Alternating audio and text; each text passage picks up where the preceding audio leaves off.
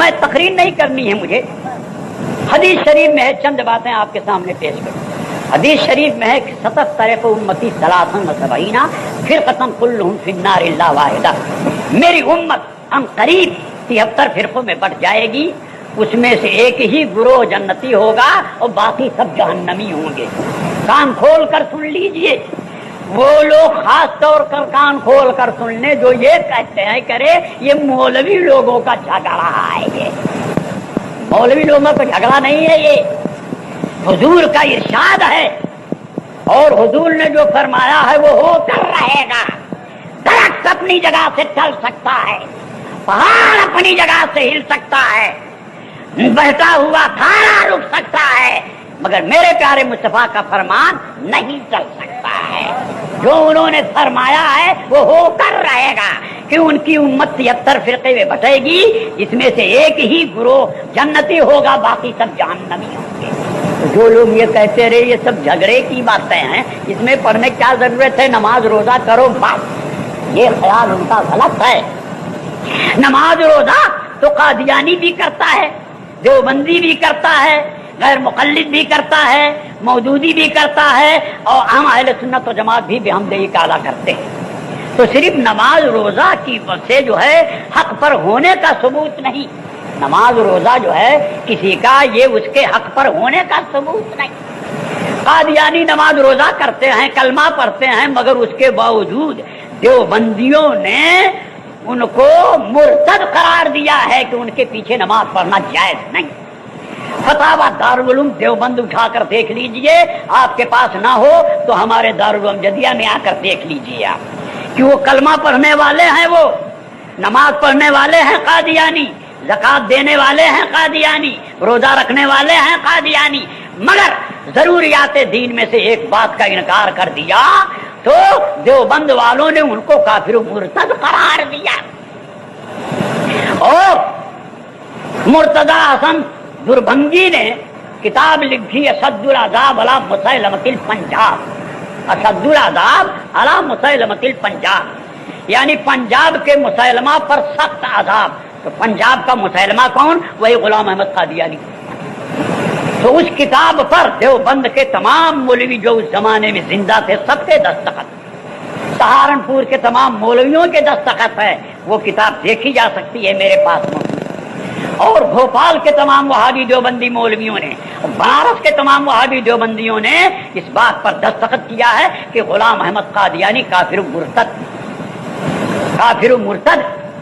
اب رہا یہ سوال کہ ہم غلام احمد قادیانی کو کیا کہتے ہیں، تو ہم کو تو لوگ کہتے ہیں کہ صاحب یہ سنی لوگ بریلوی لوگ جو ہیں لوگوں کو کافر بناتے ہیں، لیکن یہ خیال غلط ہے، ہم کسی کو کافر بناتے نہیں، کسی مسلمان کو ہم کافر بناتے نہیں ہیں، بلکہ جو کافر ہوتا ہے اس کا کافر ہونا صرف بتاتے ہیں، بناتے نہیں، بتانے کا صرف کام کرتے ہیں۔ جس طرح سے ضروریات دین میں سے ایک بات کا انکار کیا غلام احمد قادیانی تو کافر ہو گیا، ایسے ہی دیوبند کے مولویوں نے بھی اپنے کفریات قطعیہ کی بنا پر کفر میں مبتلا ہوئے اور مرتد ہو گئے۔ تفصیل کے لیے حسام فتاوی حسام الحرمین دیکھا ہے آپ کہ مکہ معظمہ مدینہ طیبہ کے علماء کرام مفتیان اعظام نے ان کے کافر ہونے کا فتویٰ دیا۔ اور الصوارم الہندیہ جو شیر بشیر سنت علیہ الرحمت والرضوان کی مرتب کردہ اور لوگوں سے دستخط حاصل کردہ کتاب الصوارم الہندیہ ہے، اس کو دیکھیں کہ ہندوستان کے بڑے بڑے مفتیوں نے ان کے کافر و مرتد ہونے کا فتویٰ دیا ہے۔ تو نماز روزے پڑھنا چاہیے آپ، نماز روزہ والوں کو خود انہوں نے کافر کہا ہے، مرتد قرار دیا ہے۔ بے شمار رسالے اعلیٰ حضرت کے ہیں جو ان کے رد میں ہیں، لیکن ان کے لیے وہ لوہا کے چنا سے بھی زیادہ سخت ہے۔ ان کی جماعت کا کوئی مائی کلال ایسا پیدا نہیں ہوا جو ان کتابوں کا رد کرتا، کوئی پیدا ہی نہیں ہوا، اور ہم کہتے ہیں کہ قیامت تک کوئی معقول اس کا رد لکھ ہی نہیں سکتا ہے، قیامت تک نہیں لکھ سکتا ہے۔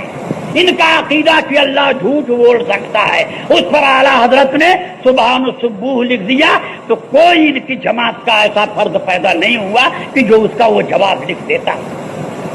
جلدی کی مثال میں آپ کے سامنے دیتا ہوں جس سے آپ یہ اندازہ لگائیں گے کہ یقیناً یہ غلط مذہب ہے۔ حضرت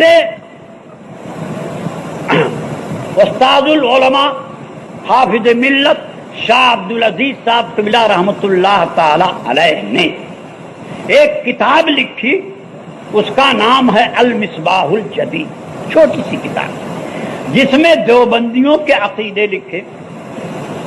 اس کے جواب میں بظاہر تو غالباً رہبر نام کا ایک آدمی تھا، اس کے نام سے وہ کتاب چھپی، لیکن منظور نعمانی نے در پردہ وہ کتاب لکھی اس کے جواب میں۔ اس کا نام رکھا مقام الحدیث، ادھر تھا تو المصباح الجدید نیا چراغ، المصباح الجدید نیا چراغ، نئے چراغ کے جواب میں ادھر سے مقام الحدیث یعنی لوہے کا ہتھوڑا پیش کیا۔ مقام الحدیث مانے لوہے کا ہتھوڑا۔ اب اس کے جواب میں جو پھر حافظ ملت قبلہ نے لکھا اپنے شاگرد مولانا مفتی محبوب صاحب کے نام سے، اس کا نام رکھا العذاب الشدید۔ تو آج تک کوئی مائی کا لال اس جماعت میں پیدا نہیں ہوا جو العذاب الشدید کا جواب دیتا۔ یہ قرض ان پر، ان کے آباء و اجداد پر پڑا ہوا ہے، قرض باقی ہے جس کو وہ ادا نہیں کر سکتے آج تک۔ اگر ان کا مذہب حق ہے تو ان سے کہیے کہ تم العذاب الشدید کا جواب دو۔ کیا وجہ ہے کہ المصباح الجدید انہوں نے لکھی، تم نے مقام الحدید لکھی، پھر اس کے جواب میں العذاب الشدید، تو اس کا جواب تم کیوں نہیں دے سکے؟ چاروں شانہ کیوں چت ہو گئے؟ آج پیسے کے بلبوتے پر اپنا مذہب پھیلانا چاہتے ہو، لیکن جو لوگ کی حق کے پہچاننے والے ہیں ان کو تم کبھی گمراہ نہیں کر سکتے۔ میں کہتا ہوں العذاب الشدید کا جواب ان پر اور ان کے پرکھوں پر قرضہ باقی ہے۔ ہمت ہو تو اس کا جواب یہ دے دیں، اور یہ جواب نہیں دے سکے، یہی اس بات کا کھلا ہوا ثبوت ہے کہ یہ غلط ہے۔ دوسری بات سنیں آپ، اس کے بعد کی بات کہ حضرت علامہ ارشد القادری صاحب قبلہ نے زلزلہ لکھا، اور وہ تمام باتیں اس کتاب میں انہوں نے پیش کر دی کہ جن کو یہ لوگ بزرگان دین کے ساتھ کرنے کو یا بزرگان دین کے ساتھ جو سنی پیش آتے ہیں اس بنیاد پر ان کو مشرک و کافر قرار دیا کہ یہ مسلمان ہی نہیں رہیں گے، شرک و کفر میں مبتلا ہو گئے۔ حالانکہ وہی ساری باتیں ان کی کتابوں میں بھی موجود ہیں اور وہی ساری باتیں ان کے بھی عقیدے ہیں، لیکن سنیوں کے ساتھ اس طرح وہ پیش آتے۔ بہرحال علامہ ارشد القادری صاحب نے زلزلہ کتاب لکھی، اور اس کے جواب میں یہاں سے لے کر برطانیہ تک 4 کتابیں لکھی گئیں۔ ظاہر میں تو چھوٹے چھوٹے مولوی سامنے آئے، اس میں سے تو ایک اتنا چھوٹا مولوی تھا کہ جس کے نام کے ساتھ لفظ حضرت لکھا گیا کہ حضرت مولانا فلاں صاحب۔